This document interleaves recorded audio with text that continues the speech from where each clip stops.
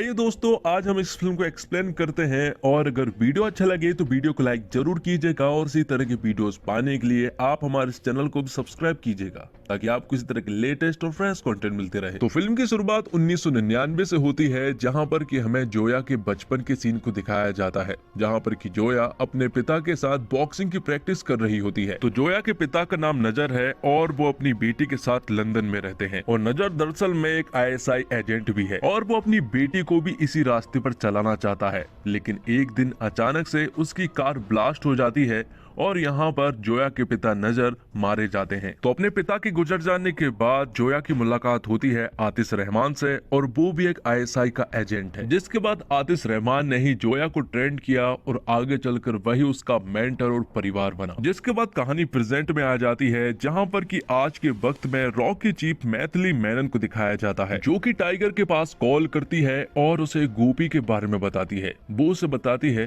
कि गोपी पिछले कुछ दिनों से गायब है। वो बताती है कि गोपी पिछले 2 सालों से हमारे लिए तालिबान के मूवमेंट्स के ऊपर नजर रख रहा था, लेकिन कुछ दिनों से उसका कोई भी अता पता नहीं है, इसलिए उसे बचाने का जिम्मा जो है वो टाइगर को सौंपा जाता है और इस मिशन का नाम मिशन टाइम पास रखा जाता है। तो टाइगर को गोपी की लोकेशन मिल चुकी थी। जैसे ही टाइगर को गोपी की लोकेशन मिलती है, वो तुरंत ही वहाँ पर पहुँच जाता है, जहाँ पर कि वो लोग गोपी को बुरी तरह से मार रहे थे। लेकिन सही वक्त पर टाइगर आ गया, क्योंकि वो लोग गोपी को जान से मारने वाले थे। तो टाइगर यहाँ पर गोपी को उनके जंगल से छुड़ा लेता है और अपनी बाइक से उसे अपने साथ ले जाने लगता है। और गोपी यहाँ पर बहुत ज्यादा जख्मी हो गया था, इसी वजह से उसे साथ में रखना ठीक नहीं था। इसलिए टाइगर जो है वो गोपी को अपने एक चॉपर में बिठा देता है ताकि वो वहां पर सेफ रहे। और यहाँ से टाइगर अपनी बाइक से ऊपर वाली जगह पर जाने लगता है, क्योंकि वहीं पर वो चॉपर आने वाला था। लेकिन तालिबानियों ने टाइगर के ऊपर जाने वाले सारे रास्तों को ब्लास्ट कर दिए थे,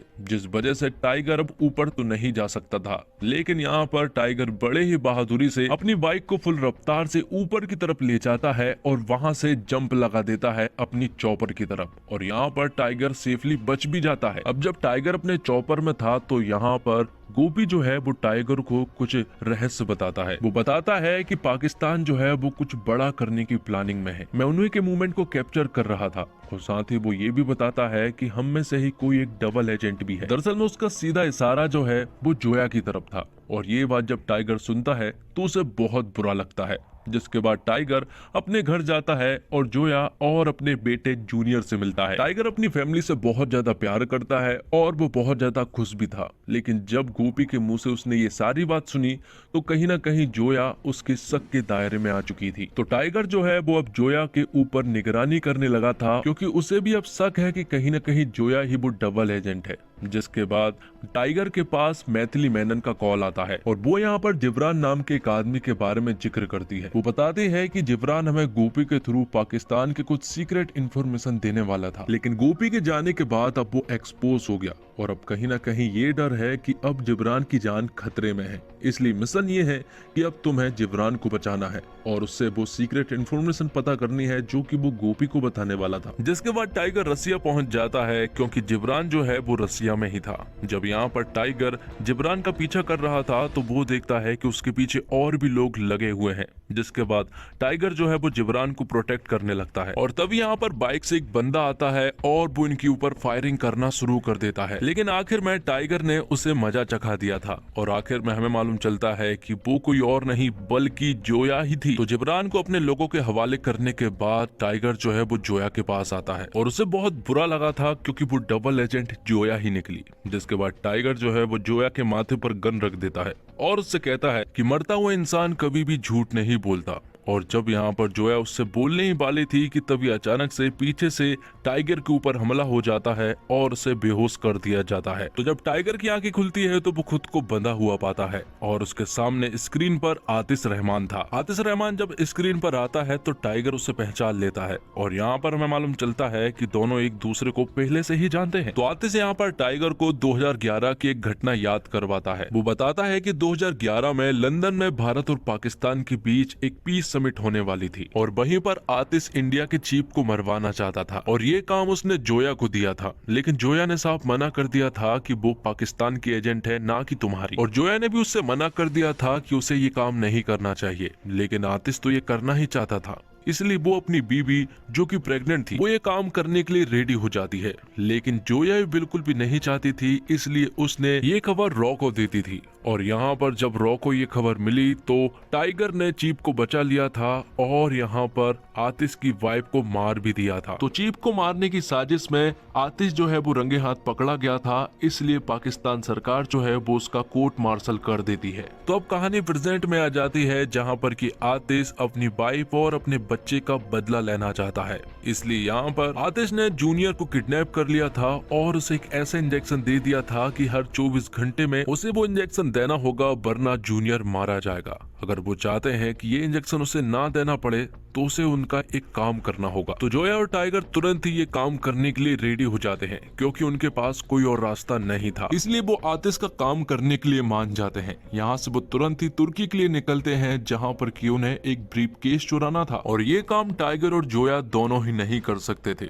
इसलिए उन्हें एक टीम की जरूरत थी। इसलिए टाइगर तुरंत ही इंडिया कॉल करता है और अपने रॉ के कुछ एजेंट्स को तुर्की बुला लेता है। टाइगर उन्होंने पहले ही समझा दिया था कि ये काम बिल्कुल इलीगल है, ये रॉ का बिल्कुल भी काम नहीं है, ये मेरा खुद का पर्सनल काम है और अगर तुम पकड़े जाते हो तो तुम्हारी नौकरी भी जा सकती है और तुम लोगों का कोर्ट मार्शल भी हो सकता है। लेकिन वो सभी लोग ये काम करने के लिए मान जाते हैं, जिसके बाद वो लोग उस ब्रीफकेस को चुराने की प्लानिंग करते हैं। उस ब्रीफकेस को चुराने के लिए इनके पास सिर्फ 15 घंटे थे। वो ब्रीफकेस एक बोल्ट में है और उस बोल्ट का पासकोड जो है वो एक लड़की की आंखों में है। तो प्लान ये है कि टाइगर जो है वो उस बोल्ट तक जाएगा और जोया जो है वो उस लड़की की आंखों से वो पासकोड लेकर आएगी। तो जोया तुरंत ही उस लड़की के पास पहुंच जाती है जो कि एक फाइटर गर्ल है। जैसे ही जोया उसके पास पहुंचती है तो वो बाथटब में नहा रही होती है। यहाँ पर उन दोनों के बीच में कुछ बातें होती है और अचानक से उनके बीच में लड़ाई शुरू हो जाती है और यहाँ पर जोया ने सक्सेसफुली वो पासकोड ले लिया था।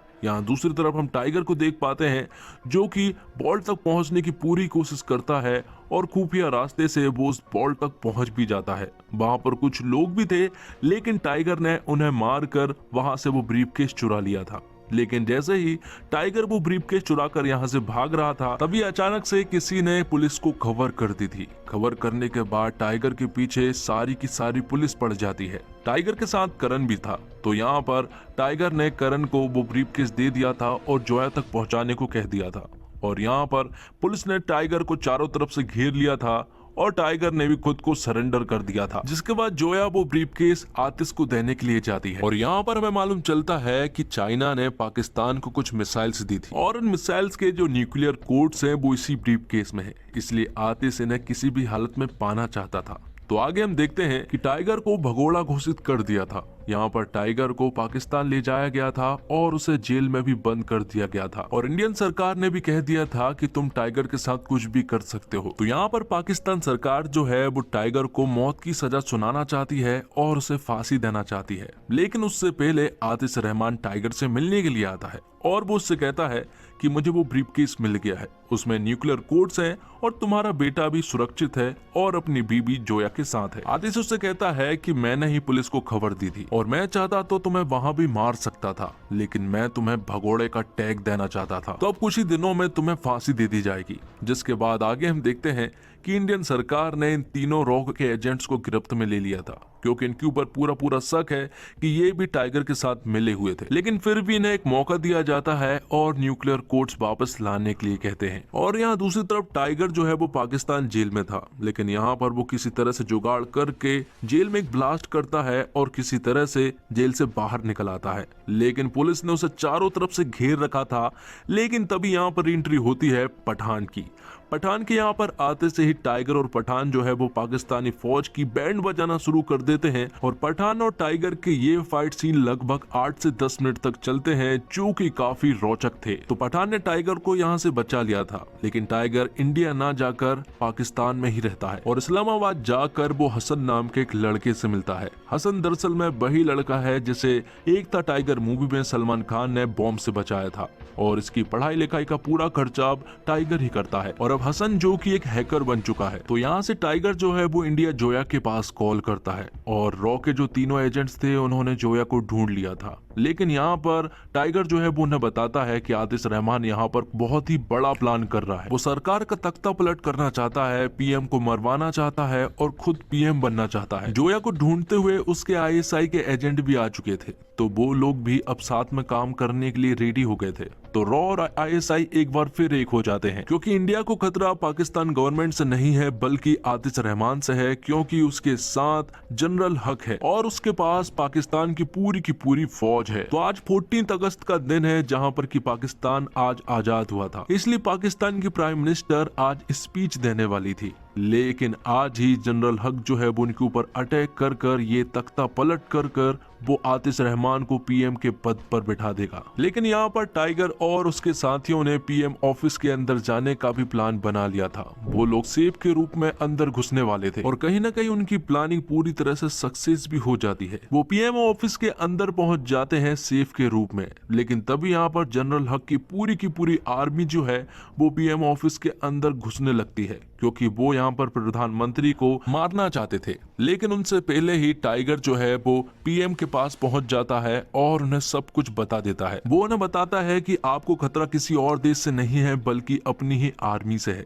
क्योंकि जनरल हक आज आपके ऊपर अटैक करने वाला है। और उससे पहले कि जनरल हक जो है वो उनके ऊपर अटैक कर पाता, उससे पहले ही टाइगर ने उन्हें पीएम ऑफिस के ही एक खुफिया बनकर में ले जा लेता है, जहाँ पर कि जोया उनके साथ जाती है। और जब वो लोग जा ही रहे थे कि तभी रास्ते में जनरल हक के ढेर सारे फौजियों ने उन्हें घेर लिया था, लेकिन जोया और उसके कुछ एजेंट्स ने यहाँ पर उन्हें मजा चखा दिया था और उन्हें बुरी तरह से मार दिया था। यहाँ दूसरी तरफ टाइगर के ऊपर भी बहुत सारे फौजियों ने हमला कर दिया था, लेकिन धीरे धीरे कर टाइगर और उनके साथियों ने सभी लोगों को मार गिराया था। अब थोड़ी देर के बाद यहाँ पर आतिश रहमान की एंट्री हो जाती है और यहाँ पर पहुंचने के बाद उसे सब कुछ पता चल भी जाता है, क्योंकि टाइगर के साथ ही एक आदमी है जो कि डबल एजेंट का काम कर रहा है और वो दरअसल में आईएसआई का एजेंट है जिसका नाम जावेद है।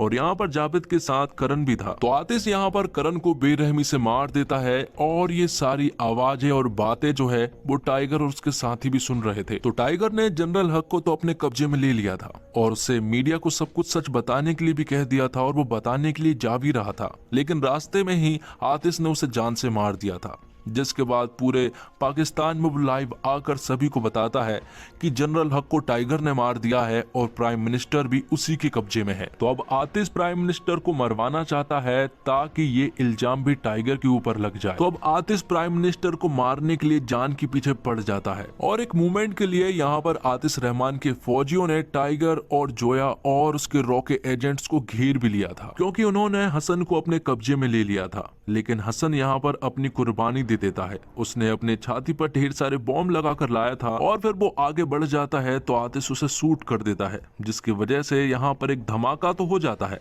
लेकिन टाइगर फिर भी उनकी गिरफ्त में था। लेकिन जोया यहाँ से भाग चुकी थी। तो आतिश को मालूम है कि प्राइम मिनिस्टर बनकर में मौजूद है, इसलिए वो टाइगर को अपने साथ ले जाने लगता है अपनी फौजियों के साथ। लेकिन वो जब बनकर में पहुंचते हैं तो उन्हें वहां पर प्राइम मिनिस्टर नहीं मिलती है और हमें मालूम चलता है कि दरअसल में टाइगर ने जोया से कह दिया था कि वो प्राइम मिनिस्टर को बनकर से निकाल दे।